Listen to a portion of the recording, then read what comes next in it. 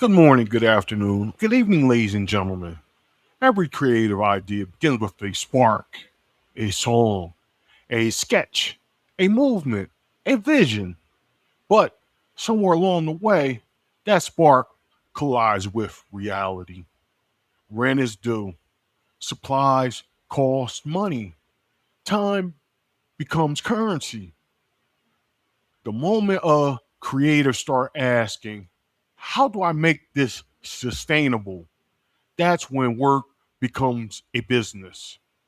This is the story of that transformation from artist to entrepreneur, from passion to a creative agency.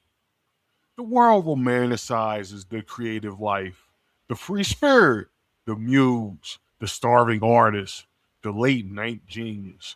But behind every masterpiece is a spreadsheet.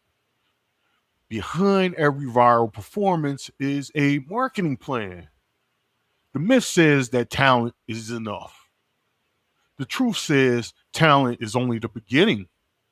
The creative economy doesn't reward the best art, it rewards the best systems around that art. Every creative industry, whether we're talking music, design, dance, performing arts, runs on invisible business engines. The artist becomes a brand. The musician becomes a content strategist. The dancer becomes a digital marketer. The designer becomes a project manager. The creative worker no longer is just making, they're managing production, distribution, and audience engagement. The art is still in your heart, but the business is the bloodstream that must run through it and pump it to keep it alive. This shift isn't just a logistical one, it's an emotional one as well. Creators are always told to be authentic, be yourselves, yet also build a brand. They must perform their identity as much as their art. Every post, every caption, every collaboration becomes part of the performance. The emotional labor of staying visible, relevant, and on brand can be exhausting and excruciating. Many creators burn out not from creating, but from constantly curating themselves. The hardest part of the business isn't the work, it's the self management behind that work. You have the same business problem under all your different creative fields: painters, dancers, illustrators, singers, musicians, actors, cartoonists, designers, and digital creators all may work in different mediums, but the business problem underneath is remarkably similar. They all have to make their work visible. They all have to deal with pricing. They all have to find an audience or a client base. They have to deliver something of value consistently enough that the market takes them seriously. So, while the medium changes, the enterprise problem stays the same. How do you turn creative value into economic continuity? Audience just don't buy art. They buy the connection with the artist. They buy the story, the emotion, the identity behind the work.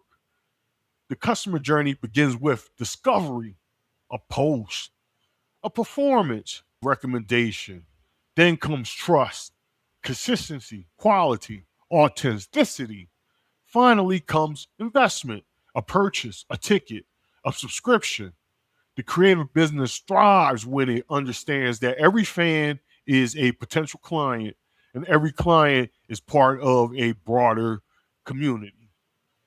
Your business model canvas snapshot focuses the creative business through a business lens. Your customer segments may include clients, fans, your collectors, bands, or your audience.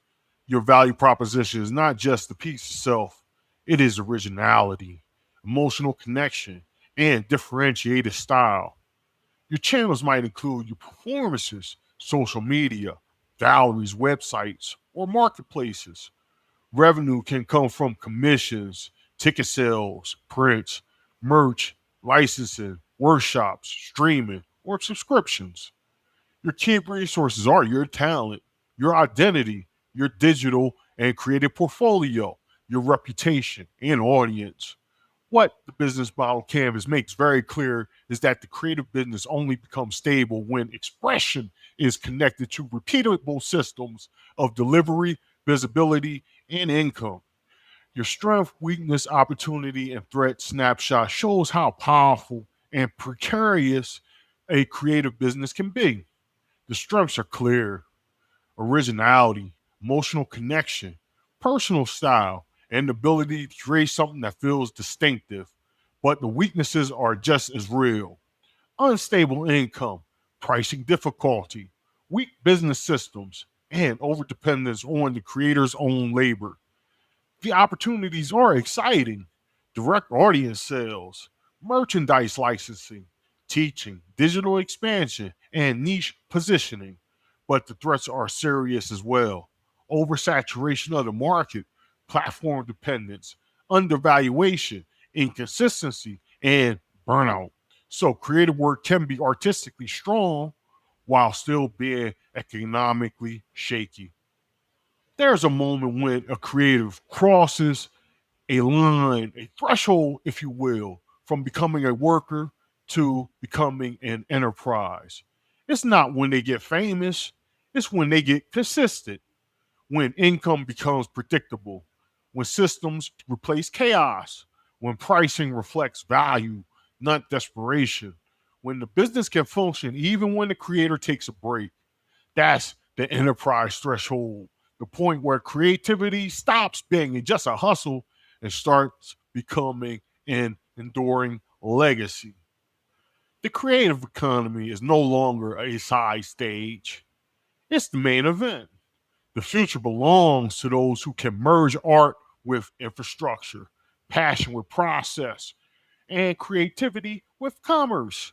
The question isn't whether someone is talented enough, it's whether they're ready to build a business that let their talents survive. Because when work becomes a business, creativity doesn't shrink, it scales. This is the new creative frontier, when artists become entrepreneurs and creativity becomes an enterprise. The art is still your soul, the business is its vessel, and together they shall build something that lasts and predominates. Thank you.